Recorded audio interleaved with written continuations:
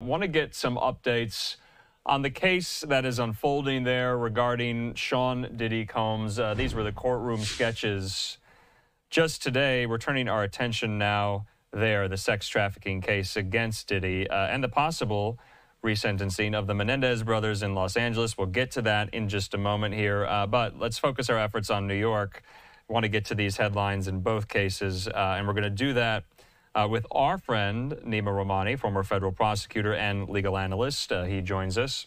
Neama, good to see you, and thanks for being with us here. You were tweeting about the Diddy case today. There was an emergency hearing called this afternoon at the courthouse in Lower Manhattan, the judge ordering the prosecution to turn over its findings from a jail cell raid, Diddy's jail cell, just yesterday. What were the contents of those raids?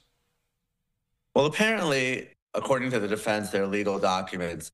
The government's saying no, on the contrary, they're just some handwritten notes and a calendar. And what the judge did, Judge Subramanian, is he ordered the prosecution to destroy their copies. He kept copies, and he's going to review them in chambers or in camera. And one of two things will happen. Either the defense is right, and those are privileged materials, in which case they will not go to the prosecution, or the prosecution is right, and they have nothing to do with the legal case, and the government will get copies. It's only 20 pages. I don't think it'll take the judge that long, but I think the media is reporting this as some huge win for the defense because the government has to destroy their copies. They may get copies of those documents in a matter of days. So I think it's premature to say that this is any type of victory for Sean Diddy Combs. Really, the only victory today was the judge said that he doesn't have to be shackled during the pendency of the proceedings in court. So I think that's a big win for him. All right, yeah, Neama, I was going to characterize it as some type of victory for Combs. You kind of disabused me of that notion. Is it only because this is purely temporary, to your point, whatever was recovered there from the cell, these notes, the prosecution will eventually get their hands on? The judge just now saying for now they cannot. That's it. You know, if it is privilege, of course they won't. But if it really is what the prosecution says that has nothing to do with the case, or even worse, it's actually evidence of witness tampering, because we all know the attorney-client privilege, there's a crime fraud exception. You can't use your lawyer to perpetuate a future or continuing fraud or crime. So if the documents are what the government says they are, they're going to get them again. And again, it's just going to be a matter of days because I don't expect the review to take that long. So whatever victory the defense has is only temporary unless those documents truly are correspondence, letters, notes regarding legal advice pertaining to the sex trafficking case. If it is, then obviously the government can't have access to that. So we'll know very soon after the judge, Subramanian, conducts his review. So after that review, is it up to the judge? Is it the judge's determination to essentially say Diddy was involved in witness tampering with the production of these notes? Who has the ultimate say on that? So there's a few things going on. First is the privilege issue. The judge will decide whether the documents are privileged or not. If they're not, they're going to go to the government. If the documents are not only not privileged, but they're evidence of witness tampering, then a few things can happen, all of which are bad for Sean Diddy Combs. Okay. First, of course, he could face obstruction of justice charges in a superseding indictment. Now, I'm not saying that's necessarily going to add a lot of time, especially when he's facing racketeering, a sex trafficking, and prostitution counts already. But obstruction charges could be bad for the case, and this is why. Diddy's really only defense here is that the sex acts were consensual. So if the jurors hear evidence of him trying to blackmail, intimidate, bribe, pay off witnesses, or threaten them, that's all very bad evidence that's going to come into the trial. And of course, Diddy's hope is that these witnesses show up and do a 180, or even better, don't show up at all. So if the jurors hear him trying to dissuade those witnesses, that's going to be a big problem. But setting the case aside, the tampering is also bad for his chances to get out on bail on Friday. Right. And of course, he loses phone privileges entirely. Can't be making three-way calls or using other inmates' phone numbers to make those types of calls. Those violate the rules of the MDC.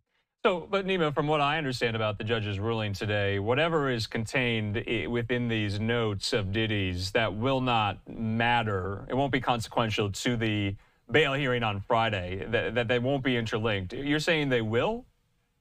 Well, the government's going to try to argue that the witness tampering has happened. And if even if they can't use those 20 pages, I think they have apparently evidence of Diddy using these pack numbers of other inmates, making three-way calls, trying to make calls through his family members. So, I mean, obviously, I'm a former federal prosecutor. I believe when prosecutors make a representation, they have the evidence to prove it. So even though if it's not these 20 pages, we'll see what they bring to that third bail hearing. But these are allegations they made during the second bail hearing. If we recall, Diddy apparently called one witness apparently 24 times over the course of a day or two.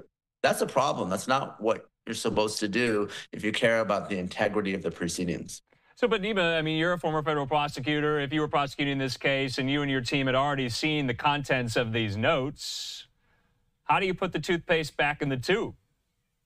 You can't. So what you're supposed to do, and this is something every prosecutor knows, and I hope the prosecutors in this case did it, you're not supposed to look at the documents until the privilege review has already been done. And what you do is you use a taint team. It's sometimes called a filter team or a dirty team. But these are agents that have nothing to do with the case. They're going to go through and they're going to conduct the review. And if it's privileged or arguably privileged, they set it aside. They don't show it to those who are actually working on the case, because you're right. If the lawyers who are working on the case reviewed privileged materials, they're going to get disqualified from this case. It is a huge problem. So hopefully prosecutors did the right thing, kept this information separate, kept it in the taint team, and didn't actually review it. Okay, so I asked this question out loud in the newsroom today after I heard that Diddy's jail cell had been raided. Do you need some type of probable cause or warrant to raid an inmate's jail cell while in detention for whatever reason here? Help me answer that question. You know, and this goes to some of these privacy questions. Does an inmate, does a detainee have any privacy rights while being detained pending trial here? I mean, you know, here on Live Now from Fox, as an employee of Fox television stations, Fox News Media, everything I'm doing right now here on Live Now is owned by Fox. Is that the same when it comes to these privacy rights for Diddy? These notes, does he own them? Does his prosecution or defense team own them, or does no one own them? Setting aside the attorney-client privilege, which is the most sacred of the evidentiary privileges, Diddy has absolutely no Fourth Amendment reasonable expectation of privacy in prison, period. His cell can be tossed at any time. Guards can go in. They can monitor his mail. They can record and intercept his phone calls. So he is not like you or I out in the public dealing with law enforcement. Fourth Amendment does not apply. So their Fourth Amendment argument is very, very weak. That's why they're going all in on this attorney-client privilege argument, because really that's one of the few constitutional rights that survives when you're in custody. Oh, no, I'm glad you cleared that up. That was one of these, I think, interesting questions people were asking themselves here. Not Diddy, Neama, let's move out of New York City now to Los Angeles, get an update on a story you and I have discussed so often. That's a live picture there over Los Angeles International Airport. And this has to do, we wanted to talk to you about the Menendez brothers case there, some file footage of Governor Gavin Newsom. We're learning there that yesterday Newsom said that any clemency decision regarding the Menendez brothers, Neama, will be on hold until the newly elected district attorney, you see him there, Nathan Hochman, he succeeds George Gascon, until Hochman enters office and reviews this case, Neama. So since being elected, Hochman has said he has to play catch-up to make a decision on the case. We also heard from the governor's office in a statement saying the governor respects the role of the DA in ensuring justice is served and recognizes that voters have entrusted DA-elect Hochman to carry out this responsibility. So, Neama, a lot of people before this election, including lawyers that we had spoken with, including lawyers that represent the Menendez brothers and the Menendez family, including Mark Garagos, were quite bullish on the Menendez brothers possibly getting out of prison before Thanksgiving. Is that possibility or scenario completely out of the question now that an election has been held, there's a new DA there, and more of the story, Neama, elections have consequences, do they not? They do. And I know Mark, and I've been on panels with him yesterday and today on this issue, and he's very optimistic. I'm less optimistic, and this is why. There are three paths to get out for Eric and Lyle. The first is the habeas petition. That's going to be heard by Judge Ryan on November 25th. George Gascon will still be in office. I don't think the habeas petition has a chance of success because you got to prove the constitutional violation and prejudice, which means the result would have been different. I don't think the brothers can prove they acted in self-defense. Being sexually abused, I'm sympathetic to victims of abuse, but it's not a license to kill. So let's move on to the clemency. Well, Governor Gavin Newsom said he's going to wait. So I don't think they're going to get a pardon or their sentence commuted anytime soon, which leaves us to the resentencing hearing. Now, that's going to be on December 11th. Of course, Nathan Hochman takes office December 2nd. He hasn't committed to following George Gascon's recommendation. He can do so. He can try to pull it back. I know Mark Garagos thinks he can't pull it back, but that's going to be an interesting legal argument. Or he can push this hearing down the road. But here's the important thing.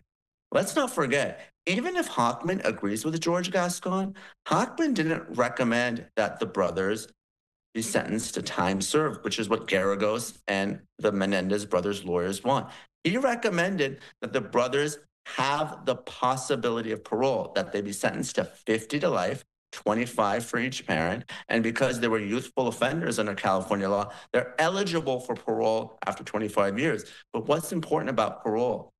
Governor Newsom can reject the parole board's recommendations. So even if they're resentenced in December, they still got to go before the parole board, and Governor Newsom can still block it. So if they get out, I'm thinking it's going to be 2025 at the earliest. So, but there's a difference. I mean, we're talking about two different things here, the resentencing recommendation and the option for clemency. Or are they the same? They're very different. And one is up to, obviously, a prosecutor and a judge and potentially the parole board. And, of course, Governor Newsom, when he is governor, as long as he's governor, he has the absolute unfettered discretion to pardon or commute their sentences. And when we've talked about it with Donald Trump and the folks that were charged and convicted of January 6th, there's nothing preventing the governor or the president, as appropriate, from commuting a sentence or pardoning a defendant. So at any moment, Governor Newsom can wave his wand and the brothers will be out, but he hasn't committed to doing so, and I think he wants to wait to see how this process plays out. I mean, does Hochman align, though, with Gascon's thinking philosophically on the Menendez case at all here? I mean, do you see any, kind of chasms or breaks between Gascon and Hochman, or are they aligned in whether or not to do something different about the Menendez brothers?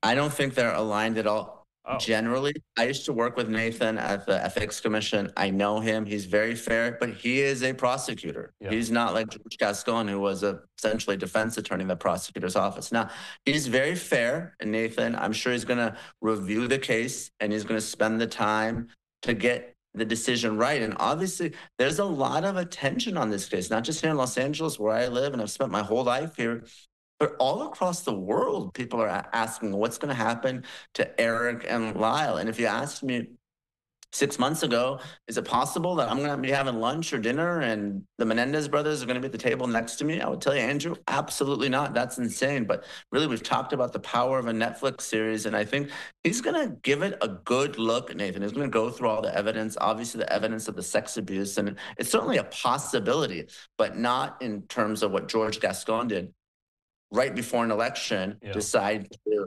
move this process along. Let's not forget the habeas petition was filed early last year, and all of a sudden, really weeks before, Gascon had a press conference to try to release the Menendez brothers. And I think one of the reasons he lost was because of that political maneuver. Okay, really. I mean, that's the last point I wanted to make, or at least question I wanted to ask you.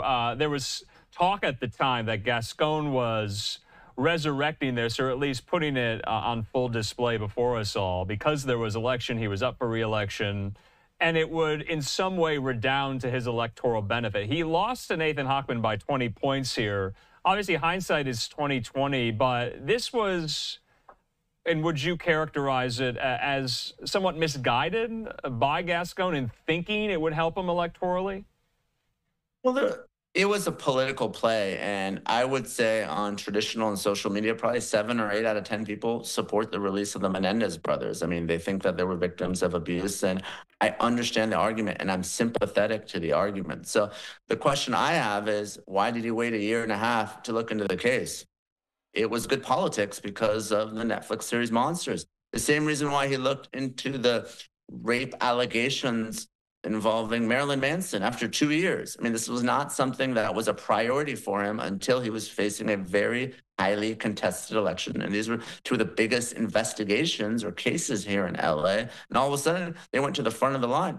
Let's not forget what George Gascon spent a lot of his time doing, trying to get California inmates off death row, even though we haven't had an execution here in decades. So he spent way too much time on cases that really, not to say that they don't matter. Obviously, it's someone's life, but I don't think anyone's going to be put to death in California should be investigating these types of cases that may actually affect people's lives. All right, Neama Rahmani, we're going to have to leave it at that. You're such a great resource, so insightful, and thanks for helping us make sense of those two key high-profile cases. We'll talk soon, Neama. Thanks, Andrew. Talk to you soon.